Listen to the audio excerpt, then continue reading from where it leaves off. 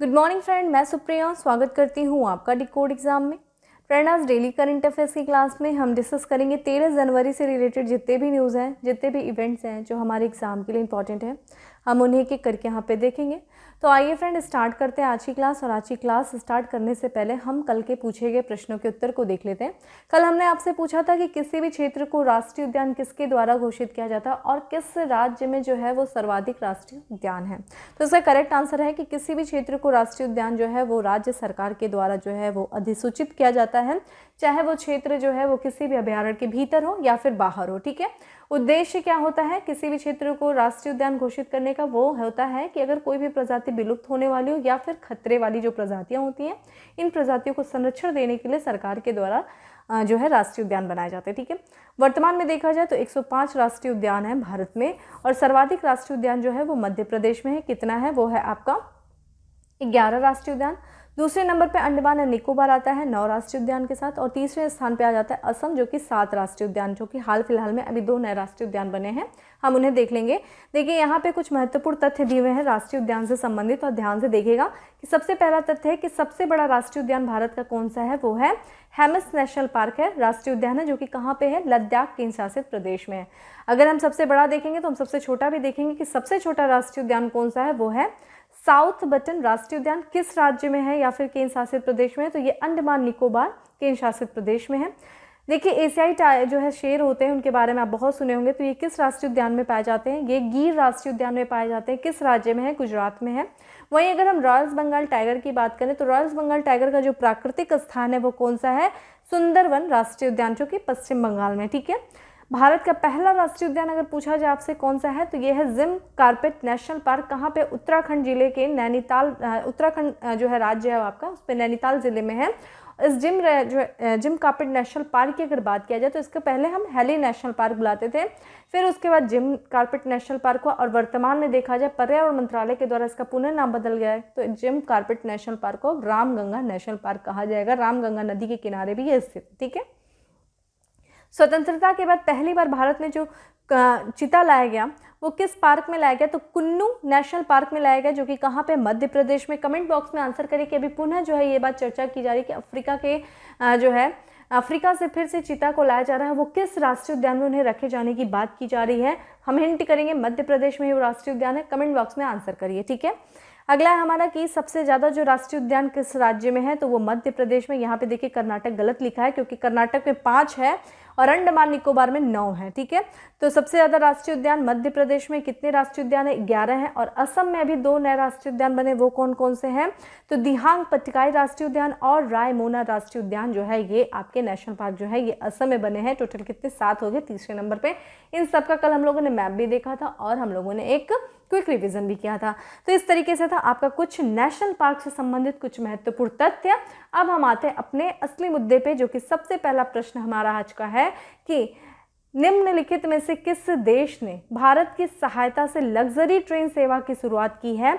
Bangladesh, Nepal, Sri Lanka, Maldives. Correct answer is C. ठीक है, श्रीलंका ने शुरू किया है भारत की सहायता से लग्जरी ट्रेन सेवा की शुरुआत। ठीक है, तो भाई भारत ने श्रीलंका को ऋण सहायता दी थी और उसी ऋण सहायता की मदद से श्रीलंका की सरकार के द्वारा वहाँ पे एक लग्जरी ट्रेन सेवा की शुरुआत की गई है, जो कि कहाँ से कहाँ तक शुरू? तो ये यहाँ पे देखा जाए उत्तर में आप एकदम नॉर्थ पिक पे देखें जाफना, जो कि एक तमिल बहुल क्षेत्र है, और ये ट्रेन चलती चलती जाएगी। कहाँ तक जाएगी? यहाँ की राजधानी कोलंबो तक जाएगी। तो टोटल जो है ये ट्रेन जाफना से लेकर के कोलंबो तक जाएगी, ये लग्जरी ट्रेन सेवा, जिसकी शुरुआत भारत के द्वारा दी गई ऋण की सहायता से श्रीलंका के द्वारा शुरू किया गया है। और ये एक इंटरसिटी रेल सेवा है, जो कि कब से शुरू की गई है? 9 जनवरी 2022 से शुरू की गई है। और ये कहाँ से कहाँ तक चलेगी? तो कोलंबो का एक उपनगर है जिसका नाम है, उपनगर का नाम है माउंट लावीनिया। देखिए ये सब नाम चर्चा में पूछ देता है कि माउंट लावीनिया किस नगर में है, किस देश में है, जो चर्चा में था। और जाफना का एक बंदरगाह उपनगर है जिसका नाम है कांके संथुराई। ठीक है, कांके संथुराई बंदरगाह उपनगर के बीच में इस ट्रेन को चलाया गया है। और ये टोटल दूरी जो इस ट्रेन के द्वारा तय की जाएगी वो है 386 किलोमीटर। ठीक है, आप यहाँ तक देख सकते हैं, यहाँ पे आधे पे 386 किलोमीटर में आप आधा श्रीलंका घूम ले रहे हैं। 1000 किलोमीटर भी पूरी तरीके से हम लोग को दिख नहीं रहा है श्रीलंका। ठीक है, और भारत के द्वारा जो है भारत ने इसको श्रीलंका को ऋण सुविधा के तहत एसी डीजल मल्टीपल यूनिट प्रदान की थी। और वहीं पे देखा जाए जो वहाँ पे काफ़ी ज़्यादा विकास कार्य जो है भारत के योगदान से किया जा रहा है। और श्रीलंका में जो है विकास कार्यों के लिए भारत ने कुल कितने योगदान दिए हैं, लगभग 3.8 अरब डॉलर। अगर हम रुपयों में देखें तो 259.1 अरब रुपए जो है वो भारत की तरफ से सहायता के रूप में दिया गया है, ठीक है, किसके, श्रीलंका को। और इसमें से भी करीब अगर देखा जाए तो 57 करोड़ डॉलर यानी कि 42.24 अरब डॉलर जो है वो शुद्ध रूप से अनुदान परियोजनाएं शामिल हैं, ठीक है। देखिए, एक ऋण परियोजनाएं होती है, ऋण दिया जाता है, किसी को अनुदान दिया जाता है। ऋण जो दिया जाता है वो क्या होता है, एक निश्चित समय के बाद हम उसे सूद समेत वापस लेते हैं, यानी कि विथ इंटरेस्ट हम उसे वापस लेते हैं। चल, लेकिन जब किसी सरकार के द्वारा किसी को ऋण दिया जाता है, ठीक है, वो आप करिएगा अनुदान दिया जाता है। अनुदान जो कि ग्रांट आप कह सकते हो, या फिर अगर हम नॉर्मल ऐसे बोले तो सब्सिडीज सरकार के द्वारा हम लोग को दी जाती है ना। कई लोग को तो सब्सिडीज क्या होती है, सरकार वापस तो लेती नहीं है। उसी तरह जब ग्रांट भी दिया जाता है ना किसी विशेष कार्य के लिए, तो ग्रांट भी सरकार के द्वारा जो है जिसे वापस नहीं लिया जाता, वही आपका अनुदान। दान यहाँ पे आ गया ना, यानी कि दान कर दिया। अगर हम गूगल की परिभाषा देखें कि अनुदान का तात्पर्य क्या है गूगल की परिभाषा में, तो जब भी किसी व्यय को पूरा करने के लिए, ठीक है, या फिर किसी कार्य को प्रोत्साहन देने के उद्देश्य से जब कोई राजकीय सहायता प्रदान की जाती है, यानी कि जब किसी राज्य के द्वारा कोई जब राज्य के द्वारा सहायता प्रदान की जाती है, उद्देश्य क्या है, व्यय को पूरा करना या फिर किसी कार्य को प्रोत्साहित करना। और जिसे जो प्राप्त करता है, जिसने लिया, उसको अब भविष्य में वापस नहीं करना पड़ेगा, तो ऐसी सहायता को ही क्या कहा जाता है, अनुदान कहा जाता है। तो देखिए, भारत के द्वारा 57 करोड़ डॉलर जो है वो अनुदान के रूप में दिया गया है श्रीलंका को। और यहाँ पे देखा जाए जो भारत है वो श्रीलंका में रेलवे का नया इंफ्रास्ट्रक्चर तैयार कर रहा है। वहाँ पे रेलवे का पूरा जो आधुनिकीकरण किया जा रहा है श्रीलंका में, उसमें जो है भारत मदद कर रहा है। और इतना ही नहीं, भारत सरकार की जो आवास परियोजनाएं चलती हैं, उस आवास परियोजना के तहत जो है वो श्रीलंका में जो युद्ध प्रभावित क्षेत्र हैं वहाँ पे जो है वो 50,000 मकान भी बना रहा है, ठीक है। क्योंकि आप देखेंगे, हमने बताया यहाँ पे देखिए तमिल्स हैं और यहाँ पे जो है बौद्ध हैं, इनके बीच में बड़ा कॉन्फ्लिक्ट चलता है। आप लिट्टे वगैरह के बारे में आप लोगों ने सुना होगा, तो कभी श्रीलंका के बारे में पढ़िएगा, यहाँ पे बहुत कॉन्फ्लिक्ट चलता है, ठीक है। तो ये इनका ये मानना है कि ये जो तमिल्स हैं यहाँ पे आके बस गए हमारी ज़मीन पर, वो कब पे खाली करने के लिए कहते हैं। तो इसको लेकर के काफ़ी गृहयुद्ध जैसी भी स्थिति बनी रहती है। तो युद्ध प्रभावित क्षेत्रों में भारत सरकार के द्वारा वहाँ पर मकान भी बनाए जा रहे हैं, तो भारत आवास परियोजना के तहत, ठीक है। तो ये था हमारा कुछ श्रीलंका से संबंधित महत्वपूर्ण तथ्य। अब आते हैं हम अपने अगले प्रश्न पे। इंडिया स्किल 2021 प्रतियोगिता में 26 राज्यों और केंद्र शासित प्रदेशों में से कौन सा राज्य पहले स्थान पे रहा है? उड़ीसा, उत्तर प्रदेश, केरल या फिर महाराष्ट्र? तो यहाँ पे जो करेक्ट आंसर है वो क्या है? ए है, उड़ीसा रहा है, ठीक है, इंडिया स्किल 2021 प्रतियोगिता में, ठीक है, 26 राज्यों और केंद्र शासित प्रदेशों में। तो कौशल विकास और उद्यमिता मंत्रालय ने जो है स्किल इंडिया जो प्रतियोगिता थी उसका समापन किया 10 जनवरी को। और स्किल इंडिया जो है, इंडिया स्किल 2021 की जो राष्ट्रव्यापी प्रतियोगिता थी उसमें जो है लगभग 200 से अधिक प्रतियोगियों को इन्होंने सम्मानित किया। ये जो प्रतियोगिता थी इसके जो विजेता हैं उनको 270 उत्कृष्ट पदक प्रदान किए गए, जिसमें से देखा जाए 61 स्वर्ण यानी कि गोल्ड, 77 यानी कि सिल्वर रजत, ठीक है, 53 यानी कि ब्रॉन्ज यानी कांस्य, और 9 उत्कृष्टता पदक शामिल था जिसमें से, ठीक है, 270 से जो है उत्कृष्टता पुरस्कार प्रदान किए गए। यहाँ पे देखा जाए उड़ीसा जो है इसने सर्वाधिक पदक प्राप्त किए। कितने? उड़ीसा ने देखा जाए स्किल इंडिया प्रतियोगिता में 26 राज्यों और केंद्र शासित प्रदेशों में जो है इसने 51 पदक इसने प्राप्त किए। और इस पदक के साथ उड़ीसा पहले स्थान पे था, जिसमें से उड़ीसा ने 10 जो है वो स्वर्ण पदक, 18 जो है वो रजत पदक, 9 जो है उसने कांस्य पदक और 14 जो है उसने उत्कृष्टता पदक जीता। और अगर हम दूसरे स्थान की बात करें तो दूसरे स्थान पे जो है महाराष्ट्र था 30 पदक के साथ। और वहीं अगर तीसरे स्थान की बात करें तो केरल जो है वो पीछे रह गया इस बार, और वो 25 पदक के साथ जो है वो तीसरे स्थान पे रहा है। स्किल इंडिया प्रतियोगिता की बात करें तो इसके जो विजेता रहे हैं इस बार, उनको देखिए अवसर मिलेगा कहाँ जाने का, एक कौशल अंतर्राष्ट्रीय प्रतियोगिता का आयोजन होने वाला है। कहाँ पे होने वाला है? चीन के संघाई में होने वाला है, चीन के संघाई में। और कब होगा? अक्टूबर 2022 में होगा। तो इस जो कौशल अंतर्राष्ट्रीय प्रतियोगिता में भी इन जो स्किल इंडिया जो प्रतिभागी थे, जो विजेता रहे हैं, उनको इसमें भाग लेने का भी अवसर मिलेगा, ठीक है।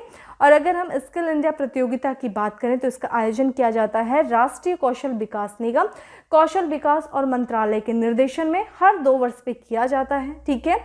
और भारत कौशल प्रतियोगिता के नेतृत्व और आयोजन करता है। इसमें जो है विभिन्न जो राज्य और केंद्र शासित प्रदेशों के जो कुशल युवा हैं वो अपने अपने कौशल में प्रतिस्पर्धा करते हैं।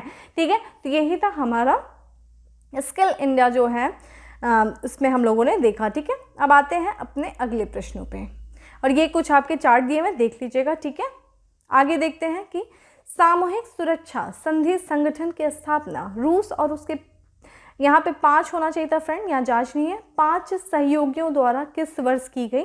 1990, 1992, 1995 या फिर 1998। तो इसका करेक्ट आंसर क्या हो जाएगा दोस्तों? बी हो जाएगा। ठीक है, तो सामूहिक सुरक्षा संधि की जो स्थापना की गई थी रूस और प्लस 5 उसके सहयोगी यानी कि 6 देशों के द्वारा 1992 में किया गया था। तो देखिए 15 मई 1992 की बात है, जब सोवियत संघ देखिए विघटित हो गया, और सोवियत संघ के बाद देखा जाए 6 राज्यों ने जब उसमें स्वतंत्र हुए तो 6 राज्यों ने स्वतंत्र राज्यों के राष्ट्रमंडल संबंधित रूस, आर्मेनिया, कजाकिस्तान, किर्गिस्तान, तजाकिस्तान और उज्बेकिस्तान ने सामूहिक सुरक्षा संधि पर हस्ताक्षर किया। इस संधि की बात करें जिससे हम कलेक्टिव सिक्योरिटी ट्रीटी ऑर्गेनाइजेशन के नाम से जानते हैं, ये क्या है? एक अंतर सरकारी सैन्य गठबंधन है जो कि 6 देशों का है, और इसको लागू कब किया गया था? 2002 में। देखिए साइन जो हुआ, इसको जब ये किया गया संधि पर हस्ताक्षर तो 1992 में हुआ था, लेकिन लागू 10 साल के बाद किया गया, 2002 में लागू किया गया। और इस संधि को, ये जो ट्रिटी ऑर्गेनाइजेशन जो ट्रिटी है, इसको हम ताशकंद पैक्ट या फिर ताशकंद संधि के भी नाम से हम जानते हैं। और इसके मुख्यालय की बात करें तो जो राजधानी है किसकी? रूस की, उसकी जो राजधानी मास्को जो है वो इसका हेडक्वार्टर है। ठीक है, मुख्यालय किसका? ये आपका कलेक्टिव सिक्योरिटी ट्रिटी ऑर्गेनाइजेशन का। ठीक है, हाल ही में देखा जाए ये चर्चा में क्यों रहा है, तो यहाँ पे जो कजाकिस्तान के जो राष्ट्रपति हैं उन्होंने जो है CSTO यानी कि कलेक्टिव सिक्योरिटी ट्रिटी ऑर्गेनाइजेशन से देश में, जो उनके देश में देखिए कजाकिस्तान में भी हाल फिलहाल में काफ़ी विद्रोह चल रहा है वहाँ की जनता के द्वारा, तो वो जो विद्रोह प्रदर्शन को वो प्रबंधित करने के लिए उन्होंने मदद की आह्वान किया है। फ्रेंड जैसा कि आप लोग नाटो के बारे में सुने होंगे, नाटो भी क्या है? नॉर्थ अटलांटिक ट्रिटी ऑर्गेनाइजेशन है। ठीक है, ये पश्चिमी देशों का है, पश्चिमी यूरोप देश है, और जो अमेरिका नेशन यानी कि जैसे कि कनाडा हो गया और आपका देखेंगे ये अमेरिका वगैरह हो गया, ये क्या है? कलेक्टिव, ये भी क्या है? एक तरीके से सहयोग है। जैसे कि अगर इस देश में यहाँ पे जो है, अगर इसमें जितने भी जो मेंबर्स हैं, जो सदस्य देश होंगे, अगर इस सदस्य देशों, मान लीजिए इसमें फ्रांस है, जर्मनी है, ब्रिटेन है, कनाडा है, और यहाँ पे आप अमेरिका देख रहे हैं। ठीक है, ये क्या है? ये पश्चिमी यूरोप देश है और ये देश है, ये इनका गठबंधन चल रहा है। इनका ये मानना है कि अगर जो भी इसका मेंबर रहेगा, इसमें अगर किसी नॉन जो है नाटो ऑर्गेनाइजेशन, नॉन जो है नाटो मेंबर्स हैं या किसी बाहरी देश ने इन पर किसी एक देश पे आक्रमण कर दिया, मान लीजिए रूस ने कर दिया जर्मनी पर आक्रमण, तो ऐसा माना जाएगा ये सिर्फ जर्मनी पे आक्रमण नहीं है, ये पूरे नाटो ऑर्गेनाइजेशन के तहत जितने मेंबर्स हैं ना वो सब पे आक्रमण है, और ये सब मिलकर के क्या करेंगे? इसका सामना करेंगे। ये जो आक्रमण हुआ है इसका प्रतिक्रिया ये सब देश मिलकर के आपस में करेंगे। इसी तरह का कुछ ये भी है। ठीक है, ये भी कुछ इसी तरीके का है कि अगर कोई समस्या आएगी तो सब मिलकर के उस समस्या का समाधान करेंगे। ठीक है, तो इसी में इन्होंने भाई कजाकिस्तान में देखा जाए तो इस समय वहाँ पे लोगों के द्वारा विरोध प्रदर्शन किया जा रहा है, तो उसको प्रबंधित करने के लिए यहाँ के राष्ट्रपति ने भाई इन लोगों से मदद मांगी है। और कजाकिस्तान के लोग विरोध क्यों कर रहे हैं? तो कजाकिस्तान के सरकार के द्वारा देखिए वहाँ पे जो लिक्विड जो पेट्रोलियम गैस थी, तरलीकृत पेट्रोलियम गैस पे सरकार के द्वारा सब्सिडी दी जाती थी, उस सब्सिडी को समाप्त कर दिया गया है, जिसके कारण वहाँ की जनता जो है वो सरकार के विरुद्ध खड़ी हो गई है, विरोध प्रदर्शन किया जा रहा है। तो इस वजह से देखा जाए तो यहाँ के राष्ट्रपति ने यहाँ पे देखा जाए इससे आह्वान किया है, भाई मदद मांगी, इस कारण से ये ऑर्गेनाइजेशन जो है ये चर्चा में है। मोस्ट इंपॉर्टेंट स्टार्ट कर लीजिएगा। और इसी के साथ साथ कजाकिस्तान भी, ये भी पूछा जा सकता है कि किस देश में भी हाल फिलहाल में पेट्रोलियम गैस पे सब्सिडी हटाए जाने के कारण वहाँ के जनता के द्वारा सरकार के खिलाफ जो है विरोध प्रदर्शन किया जा रहा है, तो वो भी कौन सा है? कजाकिस्तान है, आप ध्यान रखिएगा। ठीक है, ये देखिए आप यहाँ पे आप देख सकते हैं कौन कौन से मेंबर हैं। तो यहाँ पे देखिए रशियन फेडरेशन है, और यहाँ पे आप देख सकते हैं यहाँ आर्मेनिया है, और यहाँ पे देखिए कजाकिस्तान है, किर्गिस्तान है, तजाकिस्तान है, उज्बेकिस्तान। ठीक है, तो ये मेंबर्स हैं किसके? जो आपके कलेक्टिव सिक्योरिटी ट्रीटी ऑर्गेनाइजेशन के मेंबर्स हैं। ठीक है, ये मैप है। आगे बढ़ते हैं। IHS मार्केट लिमिटेड की एक रिपोर्ट के अनुसार भारत किस वर्ष तक एशिया की दूसरी सबसे बड़ी अर्थव्यवस्था बन जाएगा? 2025, 2027, 2035 या फिर 2030? करेक्ट आंसर इज डी, ठीक है, 2030। कल हम लोगों ने इसमें फैक्ट्स देखा था, लेकिन इसमें कुछ महत्वपूर्ण तथ्य थे जिसकी वजह से इस क्वेश्चन को आज फिर शामिल किया गया है, जिसको देखना जरूरी है। तो देखिए, इंफॉर्मेशन हैंडलिंग सर्विसेज है और ये मार्केट लिमिटेड की एक रिपोर्ट, इन्होंने एक रिपोर्ट जारी की और इस रिपोर्ट में इन्होंने कहा कि जो भारत है, जो कि एक एशिया कंट्री है, ये वर्ष 2030 तक दूसरी सबसे बड़ी अर्थव्यवस्था बन जाएगा। ये जापान को भी वर्ष 2030 तक पीछे कर देगा, ठीक है। और अगर हम बात करें 2030 तक भारत की जीडीपी कितनी ग्रोथ कर जाएगी, तो ये जो नॉमिनल जीडीपी, अगर वर्तमान में देखें भारत की जीडीपी कितनी है, 2.7 ट्रिलियन डॉलर है, ये बढ़ करके 2030 तक कितनी हो जाएगी, 8.4 ट्रिलियन अमेरिकी डॉलर हो जाएगी। और इसी के साथ साथ भारत दूसरा जो है एशिया का सबसे बड़ा जो है वो अर्थव्यवस्था बन जाएगा चीन के बाद। वहीं अगर हम बात करते हैं कि इस समय बाद जो गिरावट की अगर जीडीपी देखा जाए, जो वित्तीय वर्ष में जो भारत की विकास दर रही है वो देखा जाए तो वित्त वर्ष में, पिछला जो वित्त वर्ष था उसमें 7.3% की गिरावट की तुलना में जो वर्तमान में जो वित्त वर्ष जो भी गया 2021 से 22 की विकास दर कितनी का अनुमान लगाया जा रहा है जो चालू वित्त वर्ष में, तो ये किया जा रहा है 8.2 रहने का अनुमान लगाया जा रहा है, ठीक है। हालांकि चालू वित्त वर्ष की जो गति रहेगी वो देखा जाए वो 2022 से 2023 में जारी रहेगी, जो अभी जो है वो आगे भी जारी रहेगी और भारत 6.7 की वृद्धि दर हासिल करेगा, ठीक है। अगर हम वर्तमान में देखें तो भारत पे जो वर्तमान में देखा जाए सबसे बड़ी विश्व की अर्थव्यवस्था कौन है, देखिए अमेरिका, इसकी अगर ये 21 ट्रिलियन डॉलर की अर्थव्यवस्था है। वहीं चीन की बात करें तो ये लगभग 18 ट्रिलियन डॉलर की अर्थव्यवस्था है। तीसरे नंबर पर जापान आ जाएगा, जापान को भी सरपास कर देगा कब, 2030 तक भारत, ये रिपोर्ट में बताया गया। फिर जर्मनी है, फिर यूनाइटेड किंगडम के बाद जो है छठी जो है सबसे बड़ी अर्थव्यवस्था, ठीक है। इसने फ्रांस को पीछे छोड़ा। तो ये था कुछ महत्वपूर्ण तथ्य हमारा इससे संबंधित, ठीक है। अगला है हमारा कि निम्नलिखित में से किसे अंतर्राष्ट्रीय मुद्रा कोष का नया मुख्य अर्थशास्त्री नियुक्त किया गया है, Pierre, Olivier Gourinchas, David Clarke, मार्गलेस मेडवेडेव या फिर गैब्लॉर Gourinchas. Correct answer is A है, ठीक है, पियरे ओलिवियर गोरिंचस को जो है अंतर्राष्ट्रीय मुद्रा कोष का नया अर्थशास्त्री नियुक्त किया गया है। और ये देखिए अंतर्राष्ट्रीय मुद्रा कोष के जो ने पियरे ओलिवियर गोरिंचस को अपना नया मुख्य अर्थशास्त्री नियुक्त किया है। और ये किसका स्थान लेंगे, तो ये वर्तमान में जो है गीता गोपीनाथ जो कि भारतीय मूल की हैं, इनका ये स्थान लेंगे। और अगर हम देखें इस समय गोरिंचस जो है ये कैलिफोर्निया विश्वविद्यालय जो है उसमें Clausen Center for International Business and Policy की ये निदेशक हैं और ये अपना जो कार्यभार संभालेंगे वो आंशिक कालिक रूप से संभालेंगे 24 जनवरी 2022 से, और ये पूर्णकालिक रूप से जो है संभालेंगे अपने पद को ये 1 अप्रैल 2022 तक संभालेंगे, ठीक है। अगर हम आईएमएफ की बात करें तो आईएमएफ की स्थापना जो हुई थी 1944 में हुई थी, लेकिन ये औपचारिक रूप से अपना कार्य जो शुरू किया करना वो 27 दिसंबर 1945 से करना शुरू किया। चूँकि ये एक अंतर्राष्ट्रीय वित्तीय संस्थान है और इसका उप मुख्यालय की बात करें तो वाशिंगटन में है और वर्तमान में इसमें कितने सदस्य हैं, 190 देश इसमें सदस्य हैं। कमेंट बॉक्स में आंसर बताइए कि हाल फिलहाल में आईएमएफ का कौन सा नया सदस्य बना है, ठीक है। अगला है प्रधानमंत्री नरेंद्र मोदी ने, ठीक है, देखिए इसको फिर से ध्यान रखिएगा, मैं बार बार फिर से इसको ध्यान रखिएगा, नए जो आईएमएफ के मुद्रा कोष के जो नए मुख्य अर्थशास्त्री बने पियरे ओलिवियर बने हैं। अगला है प्रधानमंत्री नरेंद्र मोदी ने किस मंदिर के कार्यकर्ताओं के लिए 100 जोड़ी जूट के जूते भेजे हैं, राम मंदिर, काशी विश्वनाथ मंदिर, कामाख्या मंदिर, जगन्नाथ मंदिर।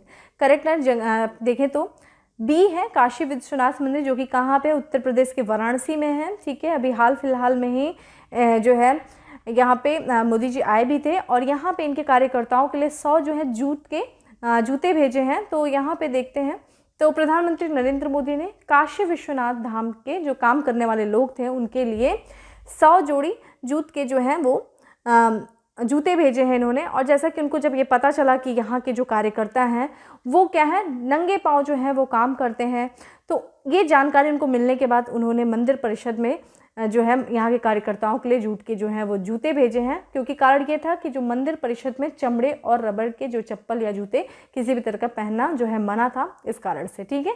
तो ये तो काशी विश्वनाथ का ध्यान रखिएगा, काशी विश्वनाथ मंदिर से संबंधित कुछ आपके महत्वपूर्ण स्टैटिक्स पोर्शन भी हो तो वो भी ध्यान रख लीजिएगा, पढ़ लीजिएगा अच्छे से, ठीक है। अगला है आईसीसी महिला विश्व कप 2022 में भारत का नेतृत्व कौन करेगा, स्मृति मंधाना, ठीक है, शेफाली वर्मा, मिताली राज या फिर Yastika Bhatia, correct answer C है, मिताली राज के द्वारा जो है ये कप्तानी करेंगी, जो विश्व कप होने वाला महिला विश्व कप इस वर्ष भारत का नेतृत्व करेंगी। तो बीसीसीआई ने देखा जाए ऐलान कर दिया है, तो जो है कहाँ पे हो रहा है इस वर्ष का विश्व कप, महिला विश्व कप कहाँ होने वाला है, ये होने वाला है न्यूजीलैंड में होने वाला है। वुमेन्स वर्ल्ड कप 2022 का न्यूजीलैंड में होने वाला है। और यहाँ पे देखा जाए तो ये 15 सदस्यीय टीम रहेगी भारत की, जिसमें कप्तानी कौन करेगा, मिताली राज करेंगे। और इसी के साथ साथ ऑलराउंडर जो हरमनप्रीत कौर हैं उनको जो है उप कप्तान बनाया गया है, ठीक है। और यहाँ पे देखा जाए भारत का जो सबसे पहला मुकाबला होगा वो पाकिस्तान के खिलाफ होगा, काफ़ी इंटरेस्टिंग मैच होगा, ठीक है। ये वो मौका होता है जब पूरा देश जो है सब कुछ भूल करके एकजुट हो जाता है। जब भारत और पाकिस्तान के बीच मैच होता है तो उस समय देखने लायक बनता है कि किस तरीके से लोगों के अंदर एक राष्ट्र प्रेम जगता है। बहुत ही मतलब वो सीन, वो दृश्य जो होता है आप लोग ज़्यादा देखते होंगे क्रिकेट्स वगैरह। वैसे तो मेरा कुछ खास इंटरेस्ट नहीं है क्रिकेट में, लेकिन ये मौका देखने को मिलता है जब भारत और पाकिस्तान का मैच होता है। तो ठीक है, तो यहाँ पे सबसे पहला जो मुकाबला होगा वो होगा पाकिस्तान के साथ, ठीक है। ध्यान रखिएगा मिताली राज जो है वो कप्तानी कर रही हैं, ठीक है। अगले प्रश्नों पे बढ़ते हैं कि हाल ही में चर्चा में रहा गेट्स ऑफ हेल, यानी कि नरक का दरवाज़ा, ठीक है। नरक के दरवाज़ा कहाँ, ठीक है, नरक का दरवाज़ा तुर्कमेनिस्तान में है, उज्बेकिस्तान में है, मंगोलिया में या फिर चीन में है। तो यहाँ पे जो करेक्ट आंसर क्या हो जाएगा वो हो जाएगा ए है, तुर्कमेनिस्तान में। आप ये देख सकते हैं एक गड्ढा है बड़ा सा विशाल सा और इसमें आग जल रही है, ठीक है। ये इसको कहा जाता है गेट्स ऑफ हेल, यानी कि नरक का दरवाज़ा की संज्ञा इसे दी जाती है, जो कि तुर्कमेनिस्तान में है। ये चर्चा में है अभी, क्यों देख लेते हैं। तो देखिए हाल में चर्चा में रहा है गेट्स ऑफ हेल, ठीक है, यानी कि नरक का दरवाज़ा, जो कि कहाँ पे है, तुर्कमेनिस्तान का रेगिस्तान है जिसका नाम है काराकुम रेगिस्तान, ठीक है। इस काराकुम रेगिस्तान में स्थित है और इसीलिए चूंकि ये जलता रहता है, शाइन करता रहता है, दूर से ही ये गड्ढा दिख जाता है, जिसके कारण इसे शाइनिंग ऑफ काराकुम भी कहा जाता है। ये भी पूछा जा सकता है कि शाइनिंग ऑफ काराकुम को जो है वो कहाँ पे है, तुर्कमेनिस्तान में। और काराकुम डेजर्ट कहाँ पे, ये भी क्या है आपका तुर्कमेनिस्तान में है। इस डेजर्ट की अगर बात किया जाए, ये जो काराकुम में जो है इस जो है ये गेट्स ऑफ हेल जो है ये क्या है, कब बना ये, तो देखिए ये जो है गेट्स ऑफ हेल जो है ये एक प्राकृतिक गैस क्रेटर है, ठीक है। और इसका निर्माण देखिए, इसका जन्म 1971 में गैस ड्रिलिंग की असफलता के कारण हुआ, ठीक है। देखिए 1971 की बात है, सोवियत संघ के बारे में आप लोगों ने सुना, बाद में तो 1991 में विघटित हो गया। तो जो सोवियत यूनियन था वहाँ के भूवैज्ञानिकों ने इस काराकुम के रेगिस्तान में कच्चे तेल की भंडार की खोज कर रहे थे। और इसी दौरान क्या हुआ कि उन्हें जो है प्राकृतिक गैस के भंडार मिले, लेकिन जब वो खोज रहे थे तो उसी दौरान क्या हुआ, ये जो रेगिस्तान है यहाँ पे कुछ बड़े बड़े गड्ढे हो गए, ठीक है। और बड़े बड़े गड्ढे, 3 गड्ढे बन गए और इन गड्ढों से कौन सी गैस निकलने लगी, मीथेन गैस निकलने लगी। मीथेन गैस बहुत हानिकारक और जहरीली गैस होती है और ये अगर वातावरण में घुल जाए तो क्या होता है, ये आपकी जान ले लेती है, ठीक है, इस तरह का, क्योंकि मीथेन बहुत ही खतरनाक गैस होती है। तो उसका रिसाव होने लगा, तो वैज्ञानिकों ने सोचा कि उन्होंने एक थ्योरी लगाई कि इस गैस को रोकने के लिए उन्होंने क्या किया, इस गड्ढे में, ये जो गड्ढे बने थे इन गड्ढों में आग लगा दी। और उनका ये मानना था कि अपने कुछ ही दिनों के बाद ये जो है आग बुझ जाएगी और ये मीथेन गैस जो निकल रही है वो भी खत्म हो जाएगी। लेकिन ऐसा हुआ नहीं, ये आग जब जली तो आज तक जलती ही चली आ रही है, ठीक है। तो चूंकि जब आग जलती रहेगी तो ये आसपास के पर्यावरण को भी प्रदूषित करेगी, ठीक है। ऐसा थ्योरी है, ऐसा लोगों का मानना है, ठीक है। ये स्टोरी मैं भी बस पढ़ी रही थी इसके बारे में तो मैंने शेयर किया। तो ये तथ्य है जिसके बारे में आधिकारिक जो साक्ष्य नहीं, लेकिन ऐसा माना जाता है यही है। अगर इस गड्ढे की बात करें तो ये करीब जो है 60 मीटर और इसकी गहराई जो है, इसका जो व्यास है वो 60 मीटर है और इसकी गहराई जो है वो 20 मीटर है। क्योंकि गैस के फैलने को रोकने के लिए वैज्ञानिकों ने इसमें आग लगा दी थी, तब से ये आग जली रही है। अब ये देखिए, ये टूरिस्ट के आकर्षण का केंद्र भी है। वहाँ पे ये जो पर्यटक जो है ना, पर्यटन को ये आकर्षित भी करता, उसके बावजूद भी वहाँ की सरकार के द्वारा जो है इस नरक के दरवाजे को बंद करने का निर्णय लिया गया है। तो वहाँ के जो राष्ट्रपति हैं जिनका नाम है गुरबांगुली, ठीक है, बर्दी मुखमदेव के द्वारा इस दरवाजे को बंद करने का जो है, इस जो है गेट्स ऑफ हेल को बंद करने का निर्णय लिया गया है। कारण ये है कि ये जो है इसकी वजह से वहाँ पे पारिस्थितिकी बहुत ज़्यादा नुकसान होता है और साथ ही साथ वहाँ के जो आसपास में रहने वाले लोग हैं उनके स्वास्थ्य पे भी बहुत ज़्यादा हानिकारक प्रभाव पड़ता है, ठीक है। चूँकि वर्ष 2008 में भी एक बार प्रयास किया गया था, 8, 9, 10 की बात है, कि वहाँ पे तत्कालीन जो राष्ट्रपति उन्होंने भी इसको बंद करने, इसको मतलब इस आग को बुझाने का प्रयास किया था, लेकिन वो असफल रहे थे। देखते हैं क्या होता है, ये आग बुझ नहीं रही है, वैज्ञानिक भी किस तरीके से, तो इसलिए ये चर्चा में है, तो ध्यान रखिएगा, ठीक है। कहाँ पे है? तुर्कमेनिस्तान में है। किस नाम से जाना जाता है इसको? शाइनिंग ऑफ काराकुम के नाम से भी जाना जाता है, यानी कि जो चमक, शाइनिंग। ठीक है, यहाँ पे हम देख लेते हैं तुर्कमेनिस्तान, ये देखिए भारत की लोकेशन है, और यहाँ पे देखेंगे तो उत्तर पश्चिम की तरफ आपको तुर्कमेनिस्तान दिखेगा, माफ़ करिएगा तजाकिस्तान दिखेगा। ठीक है, यहाँ पे तजाकिस्तान आ गया है, जो कि हम लोगों को चाहिए था तुर्कमेनिस्तान। ठीक है, कोई बात नहीं है, हम यहीं पे देख लेते हैं कि क्या है आपका, जो कि यहाँ पे मैप में है नहीं, तो माफ़ करिएगा दोस्तों, आज के लिए हम तुर्कमेनिस्तान का मैप कल देख लेंगे। ठीक है, कोई बात नहीं, इसको हटाते हैं। चलिए अब आगे चलते हैं, नेक्स्ट प्रश्न पे चलते हैं। नेक्स्ट है कि निम्नलिखित में से किस राज्य में गंगा सागर मेला की शुरुआत हुई है? उत्तर प्रदेश, उत्तराखंड, बिहार या फिर पश्चिम बंगाल? करेक्ट आंसर इज, ठीक है, बी यानी डी, पश्चिम बंगाल में है गंगा सागर मेले की शुरुआत हुई है। और यहाँ पे देखा जाए पश्चिम बंगाल का जो गंगा सागर द्वीप है, वहीं पे 10 जनवरी से 2022 से इस मेले की शुरुआत की गई, गंगा सागर मेले की, जिसका आयोजन 16 जनवरी तक किया जाएगा। मेला जो है ये हर साल मकर संक्रांति के अवसर पर होता है, और इस मकर संक्रांति पे जो है इस द्वीप पे काफ़ी हजारों संख्या में तीर्थयात्री आते हैं, दृष्टा आते हैं, पर्यटक आते हैं, और इस आयोजन को चिन्हित करने के लिए वो क्या करते हैं, जो गंगा है और जो बंगाल की खाड़ी का जो संगम हो रहा होता है, वहाँ पे वो एक पवित्र डुबकी लगाते हैं। ठीक है, कुंभ का जैसा फील आएगा। ठीक है, यहाँ पे आप पिक्चर भी देख सकते हैं।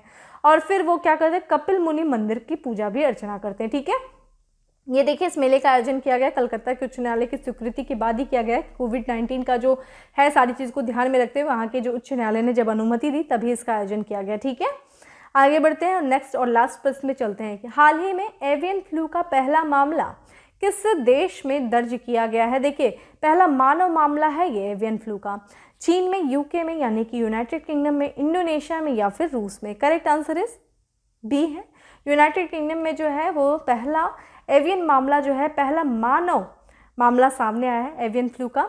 तो ये देख लेते हैं क्या है। तो यूनाइटेड किंगडम ने एवियन फ्लू के पहले मानव मामले की सूचना दी है, और ये जो हुआ है सबसे पहले जो ये फ्लू हुआ है वो है यूनाइटेड किंगडम के एक नागरिक है जिनका नाम है एलन गोसलिंग, और ये 79 वर्षीय जो वृद्ध हैं, व्यक्ति हैं, इनको जो है बर्ड फ्लू के H5N1 स्ट्रेन से संक्रमित होने वाला ये जो है होने वाले ये यूके के पहले निवासी, ध्यान रखिएगा ये स्ट्रेन का नाम भी ध्यान रखिएगा, H5N1। ठीक है, ये बर्ड फ्लू से है संबंधित।